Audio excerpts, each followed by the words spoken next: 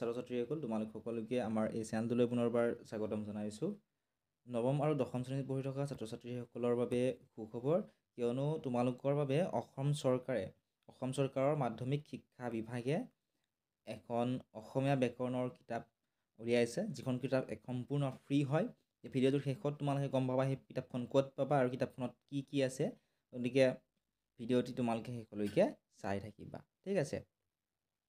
তোমালোকে যদি এই কিতাপখন সূচীপত্ৰখিনি চোৱা, ইয়াতে ধুনীয়াকৈ দি থোৱা আছে কি তোমালোকে পাবা, কিমান নম্বৰ পেজত। ধ্বনি পৰিৱৰ্তন, আভাস, ধাতু, পদসমূহৰ কথা পাবা, ঠিক আছে। পৰীক্ষাত প্ৰায় আহি থাকে প্ৰত্যয়, কৃত প্ৰত্যয়, তদ্ধিত প্ৰত্যয়, অসমীয়া তদ্ধিত প্ৰত্যয়, সংস্কৃত তদ্ধিত প্ৰত্যয়, গোটেইখিনি ব্যাকৰণ তোমালোকে ইয়াতে পাবা, ঠিক আছে। উপসৰ্গ, অনুসৰ্গ প্ৰায়ে পৰীক্ষাত আহিয়ে থাকে প্ৰত্যেকবাৰে মেট্ৰিক পৰীক্ষাত, ঠিক আছে। ইয়াৰ পৰা তোমালোকে এইখিনি চাব পাৰিবা।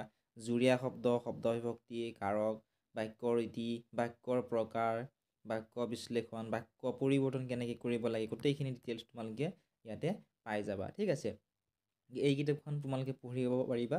225টা ইয়াতে পেজ আছে এই কিতাপখনৰ। জতুৱা ঠাঁচ, জ্যোতি বিৰাম, ছন্দ, গোটেইখিনি তোমালোকে ইয়াতে পাবা। এই কিতাপখন একেবাৰে ফ্ৰী হয়। তোমালোকক যদিহে এই কিতাপখন লাগে, তোমালোকে কমেণ্ট এটা কৰা, তোমালোকৰ নামটো বা তোমালোকে পঢ়া স্কুলখনৰ নাম কমেণ্ট কৰাৰ পিছত তোমালোকক আমি এটা লিংক দিম। সেই লিংকটোত কৰি তোমালোকে এই ফ্ৰী ইবুকখন ডাউনলোড কৰি ল'ব পাৰিবা। বহুত বেছি হেল্পফুল হ'ব, বিশেষকৈ ক্লাছ 9 আৰু 10ত পঢ়ি থকা ছাত্ৰ ছাত্ৰীসকলৰ বাবে। তোমালোকে এই কিতাপখন পঢ়ি বহুতখিনি তোমালোকে নজনা কথা জানিব পাৰিবা, ঠিক আছে।